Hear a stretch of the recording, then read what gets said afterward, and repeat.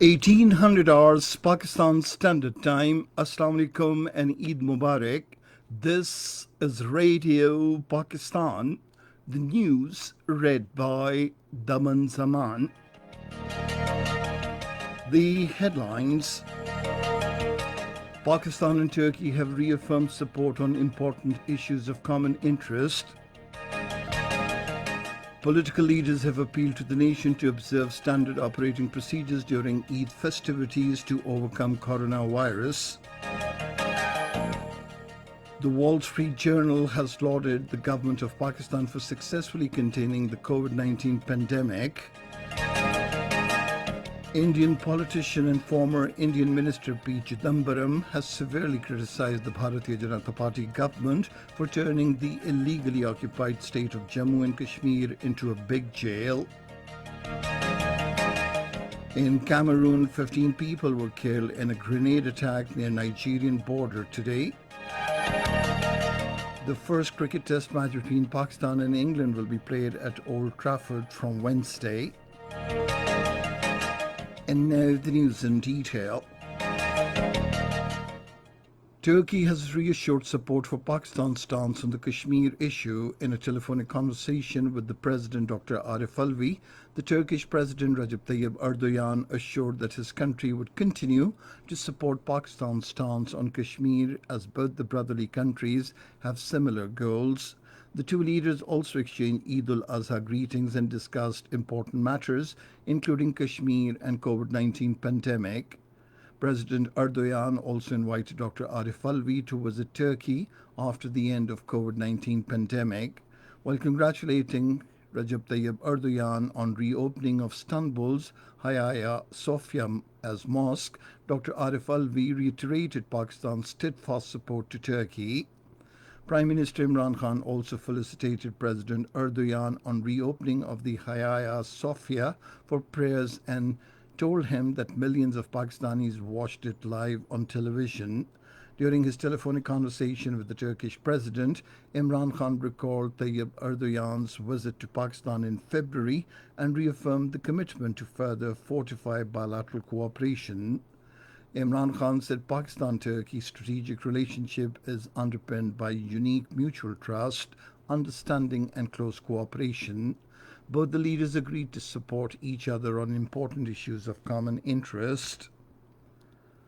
Political leaders have appealed to the nation to observe standard operating procedures against coronavirus during Eid festivities and take care of the needy people at this critical juncture.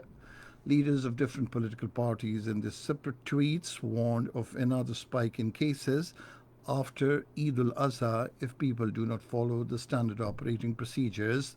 In his message to the nation, Prime Minister Imran Khan also appealed to the nation to observe all SOPs while sacrificing animals and take special care of the needy and the poor on the occasion. It is pertinent to mention here that the new coronavirus cases have been continuously declining for the last few weeks. Prominent American daily Wall Street Journal has lauded the government of Pakistan for successfully containing the COVID-19 pandemic after a considerable reduction in the new coronavirus cases and deaths. Pakistan, where coronavirus was spreading out of control some 2 months ago, has dramatically reversed course, recording a sharp decline in the number of new cases and deaths, with both down more than 80% from their peaks. Referring to reports of major hospitals in Pakistan, the Daily said beds are freeing up in the previously overflowing coronavirus wards, even in the country's biggest and hardest hit city of Karachi. It is said the tally of patients on ventilators has halved over the past month. This is all happening as Pakistan's neighbors to the east and the west, India and Iran, are still reporting that infection rates are climbing steadily. The newspaper said the progress in Pakistan came after Prime Minister Imran Khan resisted the advice from the World Health Organization, declaring in May that lockdowns are too costly for the poor, and reopened the economy. The Khyber Pakhtunkhwa government has launched a 3-year economic recovery plan to overcome the socio-economic fallout caused by COVID-19 pandemic in the province. Under the recovery plan, 29 billion rupees will be spent on the development of 9 key sectors, including economic growth, education, emergency response, health, job opportunities, public works, small and medium enterprises, governance, and social protection. This is Radio Pakistan. The Parliamentary Secretary on Kashmir and Gilgit-Baltistan Affairs, Sobia Kamal, has reassured Pakistan's continued support to the Kashmiris till the achievement of their inalienable right to self-determination. She was talking to the Kashmiri people while celebrating Eid al-Azha with them in Muzaffarabad. Sobia Kamal said every Pakistani will stand firm by the Kashmiri brothers till the great goal of inalienable right to self-determination is achieved. The Inter-Services Public Relations has released new song on Jaume Istehsal, highlighting Kashmir uprisings, sufferings of the Kashmiris, and Indian Army's human rights violations in the illegally occupied Jammu and Kashmir. August 5 marks 1 year of abrogation of Article 370 along with lockdown and curfew in the Indian illegally occupied Jammu and Kashmir. Kashmiris on both sides of the line of control and the world over will observe Wednesday as Jaume Istehsal to denounce the illegal, immoral, and unconstitutional step which India took on this day in 2019 to strip the Indian illegally occupied Jammu and Kashmir of its special status. According to Kashmir Media Service, since the abrogation of Article 370 of the Indian Constitution in August last year, the Modi-led fascist Indian government continues to adhere to the policy of coercion, torture, and deception to undermine the Muslim majority character of Jammu and Kashmir by changing its demography. Veteran Hurriyat leader Sayyid Ali Gilani, in a message to the people of Indian illegally occupied Jammu and Kashmir, has called for observing a complete shutdown on Wednesday. Indian politician and former Indian Minister P. Chidambaram has severely criticized the BJP government for turning the illegally occupied state of Jammu and Kashmir into a big jail. In an article published today, he said the Modi government intended to break up the state, intimidate its 7.5 million people into submission, and quell their freedom struggle, but it failed to achieve any results of August 5th, 2019 actions. P. Chidambaram said all major fundamental rights have been suspended in the state while coordinated search operations are being conducted on daily basis to curb movement.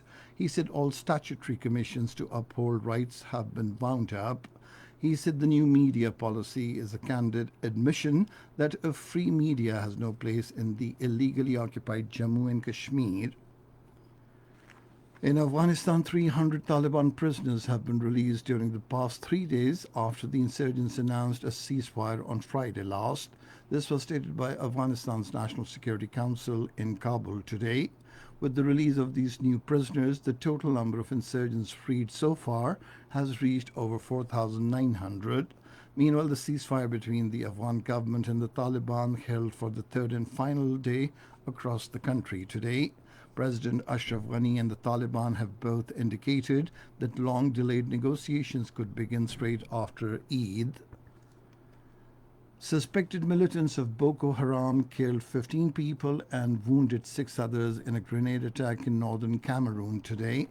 Security sources told media men that unidentified assailants threw a grenade into a group of people inside a camp for displaced people near the Nigerian border. And now cricket. The first cricket test match between Pakistan and England will be played at Old Trafford from Wednesday. The match will start at 1500 hours Pakistan Standard Time. And finally, the weather. Mainly hot and humid weather is expected in most parts of the country during the next 12 hours. However, rain, wind, thunder showers are expected in Upper Khyber Pakhtunkhwa, Upper and Central Punjab, Islamabad, Kashmir, and Gilgit-Baltistan. And that is the end of this news bulletin. For more news and analyses, log on to our website, radio.gov.pk, and you can also watch the live video streaming of our bulletins on the link facebook.com/Radio Pakistan News Official.